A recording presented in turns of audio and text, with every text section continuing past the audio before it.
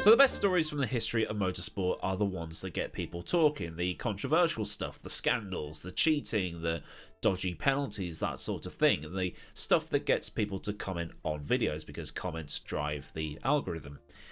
Well, supposedly, but I like to delve into the controversial stuff to see if there was anything that we've missed, or if there was stuff that's come to light in between then and now, and stuff that may make you go, oh, so that's what happened, because I always thought.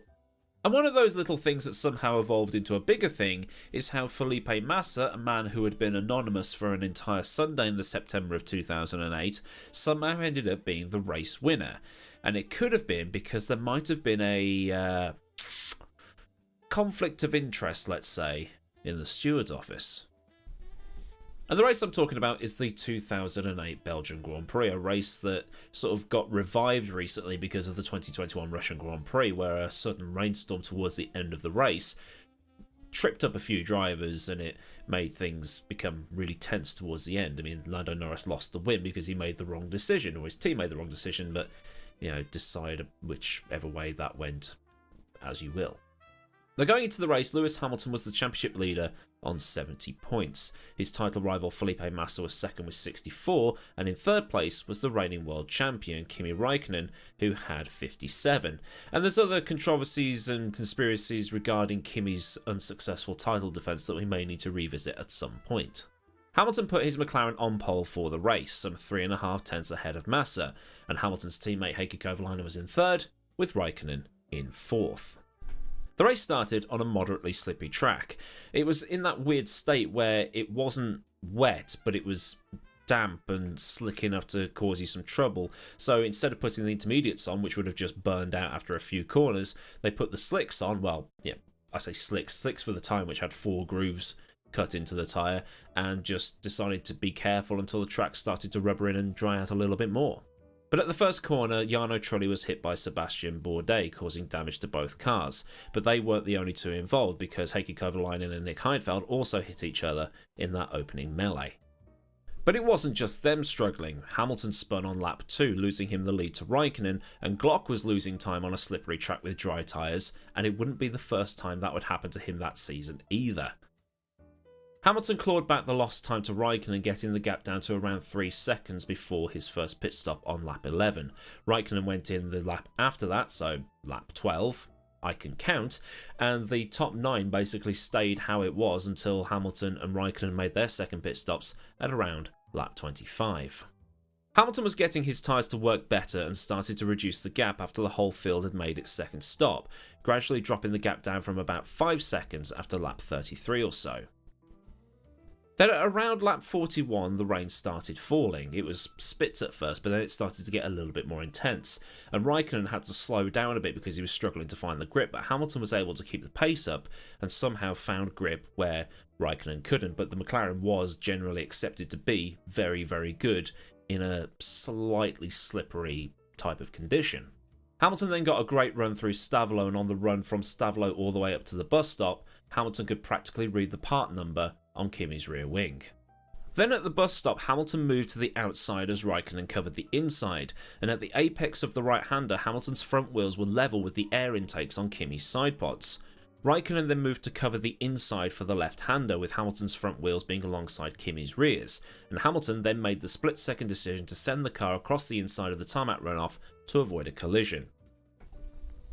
Hamilton emerged back on track ahead of Kimi, so he slowed down to be about 4 miles an hour slower than Kimi and slotted in behind. Kimi led over the start line, and then Hamilton overtook Kimi properly into La Source. By which point the rain had intensified that little bit more, and Raikkonen entered Les Combes entirely on the rear brakes, only just getting his Ferrari pulled up in time. While the McLaren had quite that bit of an advantage in these conditions up until this point, as the rain intensified, that advantage got much less. Raikkonen then had to go the long way through Rivage and also Pouhon, and as they entered Fagnes, they found the slow-moving Williams of Nico Rosberg. Hamilton slammed on the brakes and had to take to the grass, cutting the corner to get past his future teammate and championship rival, while Raikkonen managed to find a gap on the tarmac to get back through and get back into the lead. But it was brief. As they exited Fagnes, Raikkonen did a 360 to celebrate. But on the exit of Blanchimont, where he once again had to go the long way around, he dropped the car either on the curb or on the painted green stuff or on the white line, and the car spun to the inside of the track and he hit a concrete wall. Hamilton led the start of the final lap with Massa a bit further back. Neither driver had pitted, and the rain got to the point where Hamilton had to take Eau Rouge and Raidillon in third gear. They'd lost 38 seconds and the track didn't even look that wet. But then after the race, Hamilton was hit with a 25-second penalty for that corner cut. The stewards ruled that he had broken Article 30.3a of the 2008 FIA Formula 1 sporting regulations that said, cutting a chicane and gaining an advantage is subject to a drive-through penalty. And because this had happened with 2 laps remaining, they couldn't give him a drive-through penalty, so they just slapped on that 25 seconds after the race, which dropped him to third, behind Massa and also behind Heidfeld. Now, if you've been listening properly throughout this video, you may have heard me say the rules at that time, and that's basically it. The rules at that time said if you cut a chicane and gain an advantage, you got a penalty. McLaren argued that Lewis had given up that advantage immediately, and the race director at the time, Charlie Whiting, said that McLaren had done the right thing. Well, Lewis had done the right thing in negating that advantage as soon as he picked it up. There was also nothing in that rulebook at that time that said there was a cooling off period, for want of a better phrase, before Lewis could make a move on Kimi again. There was also nothing in that rulebook that said that if you give the advantage back, you'll be okay. Now, some argue Lewis should have waited for Lecombe to make another attack, but others say that Kimi crashed out anyway, so no advantage was gained in the long run.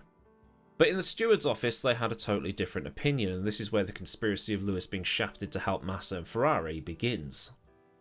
Up until 2007, the head steward was a man called Tony Scott Andrews, but instead of replacing Scott Andrews and his role, the FIA replaced Scott Andrews, but created a new role.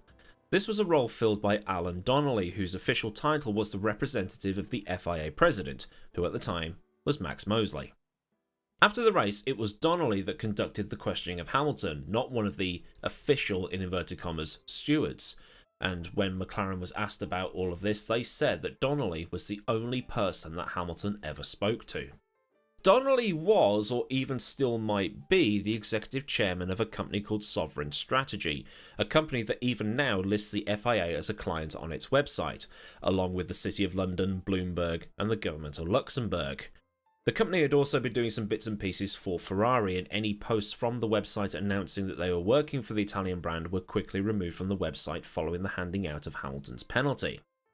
But it has to be said here that Sovereign did the work for the road car division of Ferrari and not for the Formula 1 team.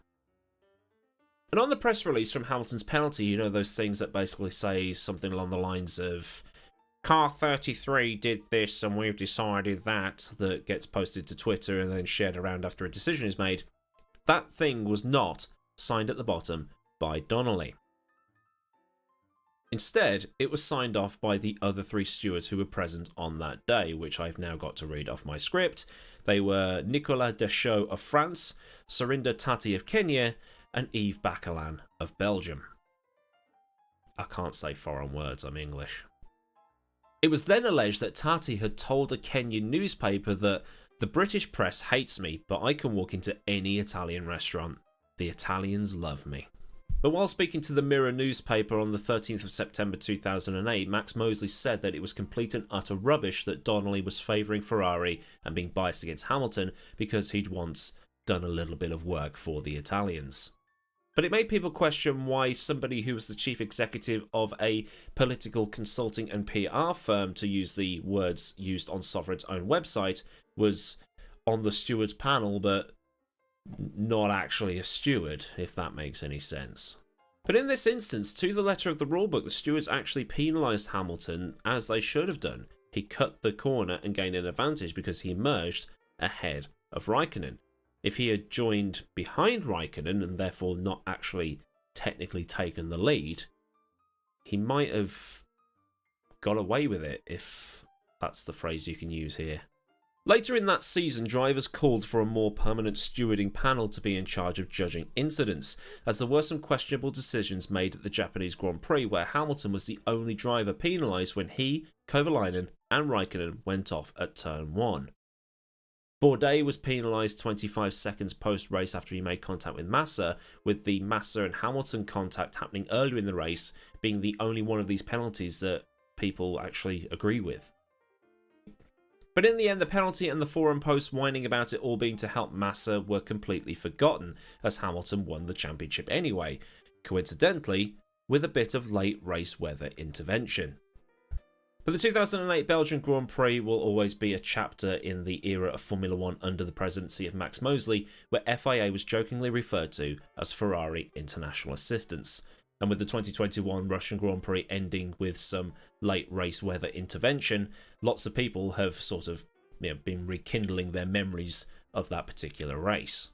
So, there we have it, a look back at the controversial ending to the 2008 Brazilian Grand Prix. Not the Brazilian Grand Prix, it was the Belgian Grand Prix, wasn't it? The Brazilian Grand Prix was the end of the season. If you've had your memory jogged, or even if you remember watching that race at that time and being annoyed at the penalty, or thinking that the penalty was justified, leave opinions and memories and stuff like that down in the comments and get a little bit of a discussion going. Like I say, do you agree with the stewards? Do you disagree with the stewards? Were you one of the people that thought it was blatantly to help Ferrari? Leave it underneath this video. And while you're on your way down, make sure you like the video so that the algorithm can do its thing. And if you're not already, get subscribed and also get that bell on so you never miss out on anything I do on this channel. Massive thanks as ever to the good folk of Patreon. And if you do want to help support me at a more personal level, you can do so by following the link in the description, where there's also links to Discord and also to my socials. So until next time, I've been Aidan Millward. Have a great day wherever you live in the world, and I will see you on Sunday live for the Potato Nation Sunday League. It starts again. Well, it's not really starting again. It's the test race for Season 2. It's going to be at Bathurst, and it's going to be absolutely brilliant. And if you want to know when that's going live, I'll do the thumbnails and stuff, and you can show your interest by liking that and getting that promoted around YouTube and stuff like that. Share it with your friends, that kind of thing. All that good YouTube stuff, and I'll see you for a nice chilled out Sunday evening on Sunday from 1945 GMT. So until then, or just until the next video if you're not interested in the live stream, goodbye.